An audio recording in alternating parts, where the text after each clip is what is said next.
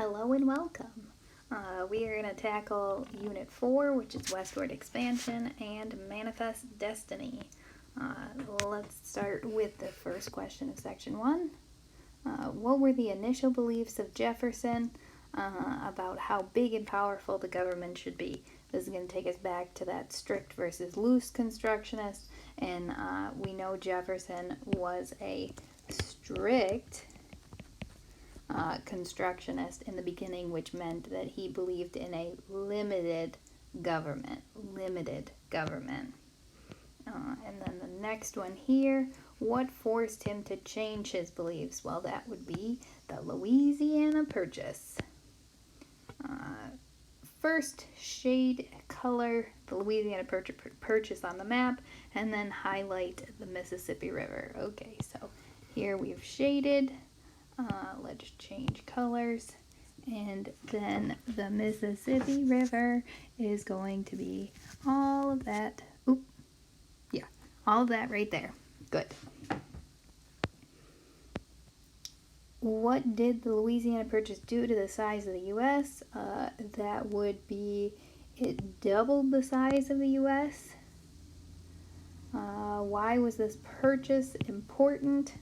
That would be because it doubles the size of the U.S. and it means that we gained control of the Mississippi River, which is a great way for us to expand trade, vital to the growth. It was a good deal.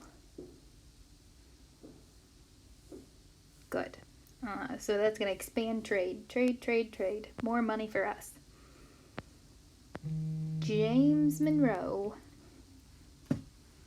What was the Monroe Doctrine? Our favorite. That is that we told Europe to stop colonizing in the Western Hemisphere.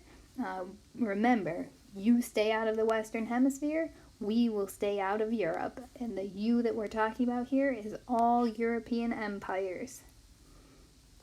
How was the Monroe Doctrine like Washington's proclamation of neutrality? Simple. It kept us out of foreign affairs. He continued that idea of neutrality. We're not getting involved in anything. We are staying out of it. We are simply asking Europe to stay out as well. How was the Monroe Doctrine not like Washington's proclamation of neutrality? Well, it's simple. We had to become involved in foreign policy in order to make this foreign policy. So we had to make a promise to Europe to stay out of Europe in order to get Europe to do what we wanted. So it kind of a double-edged sword there. Ooh, our favorite guy, Section 3, Jackson. Let's start it. The spoils system. Let's go back up here. Spoils system was when you give your supporters kickbacks in the form of jobs. Remember, we know that spoiled means you get what you want without working for it. The spoils system means we're giving people jobs that they didn't work for in the government. Based on the context clues, we love context clues. What is sectionalism? Remember, we said sectionalism was the same as nationalism.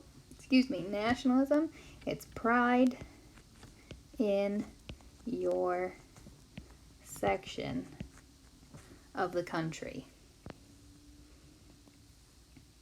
And what does destiny mean? Destiny and manifest destiny. It means that our purpose is to control the lands in the West. Our destiny, our job, our future is that the United States expands westward. What was the U.S. belief in manifest destiny? We've got to expand west. Remember, sea to shining sea. Really, it's ocean to shining ocean, but that's fine. What land acquisitions? The root word there is to acquire, which means what did we get? What are these examples of manifest destiny? So examples, you got a whole bunch to choose from here. The annexation of Texas, the Mexican Cession, Louisiana Purchase, Florida Annexation, Oregon Territory, Gadsden Purchase. You got a whole bunch. What did the Indian Removal Act do? Removed Native Americans from their territory. Why might this act and its impact be called the Trail of Tears? Because the subsequent removal of Native Americans from their territory forced them to be moved to the new Indian Territory. That movement from one area to the other is known as the Trail of Tears. How did the Indian Removal Act help achieve Manifest Destiny? We got more territory. We got more territory in west of the Mississippi is what they say here. Charting Manifest Destiny. Alrighty, so follow the map below, complete the key, label, color, all that good stuff. I am just going to label these for you.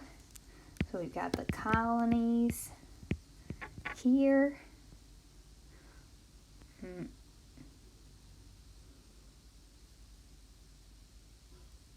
this is going to be the time. Yep. This is going to be the time period from 1776 to 1802.